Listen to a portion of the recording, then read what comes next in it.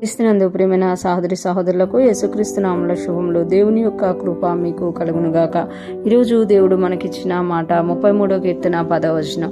అన్యజనముల ఆలోచనలను యెహోవా వ్యర్థపరచును, జనముల యోచనలను ఆయన నిష్ఫలముగా చేయును. ఈ మాటలు మనం 33వ కీర్తనలో చూస్తున్నాము. ఈ కీర్తనలో దేవుని యొక్క గొప్పతనాన్ని, దేవుని యొక్క ఉన్నత స్థితిని ఈ కీర్తనకారుడు స్తుతిస్తూ ఇక్కడికి వచ్చినప్పుడు 10వ వచనంలోకి వచ్చినప్పుడు ఆయన సెలవిస్తున్నారు కదా, అన్యజనుల ఆలోచనలను యెహోవా వ్యర్థపరచును.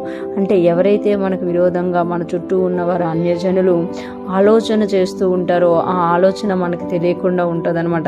ఎందుకు అంటే ఒక వ్యక్తి మాట్లాడినప్పుడే అతని యొక్క భావాల్ని, అతడు మన గురించి ఏమనుకుంటున్నాడు అనేది మనకు తెలుస్తుంది. అతను మాట్లాడకపోతే అతని ఆలోచనను మనము గ్రహించలేకపోతాం అన్నమాట.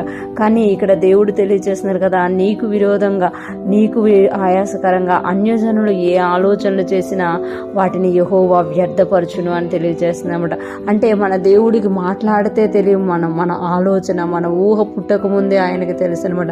మన గురించి ఎవరైతే ఏ ఆలోచనలు కలిగి ఉన్నారో, మన గురించి ఏ అన్యజనులు ఏ ఆలోచన చేస్తున్నారో అవన్నీ కూడా దేవుడు ఎరిగి ఉన్నాడు అనమాట. ఎరిగి ఉన్న దేవుడు మనకి వ్యతిరేకమైన ఆలోచనల్ని, మనకు హాని చేసే ఆలోచనల్ని వాళ్ళకు వచ్చినప్పుడే వాటిని ఏం చేస్తాడంటే దేవుడు వ్యర్థపరుస్తాడంట. అంటే అవి పనికి రాకుండా అయిపోతాయి అనమాట. వాళ్ళు ఏదైతే ఆలోచన చేయాలని చూస్తున్నారో ఆ ఆలోచనలన్నింటినీ కూడా వ్యర్థంగా చేసేసి అవి వాటిని కొనసాగించలేకపోతారనమాట. ఇంకొక మాట చెప్తున్నారు కదా, జనముల యోచనలను ఆయన నిష్ఫలముగా చేయను. జనముల యోచనలు అంటే మనకు విరోధంగా జనాలు చేసే ఆలోచనలు కూడా ఆయన ఫలించనీయకుండా చేస్తారట, నిష్ఫలముగా చేయును అని చెప్తున్నారు. అంటే మనకు విరోధంగా జనులు చేసే ఆలోచనల్ని, యోచనల్ని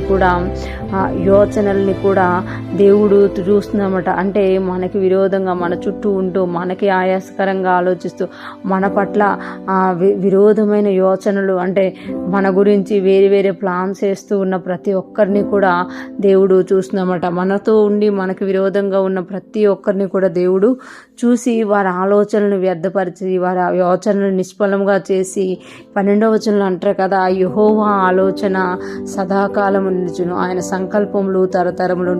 మనకు విరోధంగా అన్యజనులు చేసే ఆలోచనలు, జనములు చేసే యోచనల్ని దేవుడు వ్యర్థపరిచి నిష్ఫలంగా చేసి, దేవుడు మన పట్ల ఏ ఆలోచన కలిగి ఉన్నారో, దేవుడు మన పట్ల ఏ సంకల్పం కలిగి ఉన్నారో వాటిని మాత్రం ఆయన చేసే దేవుడుగా అవి నిలిచేదే ఉంటాయి అని ఇక్కడ తెలియచేయబడుతుంది అనమాట.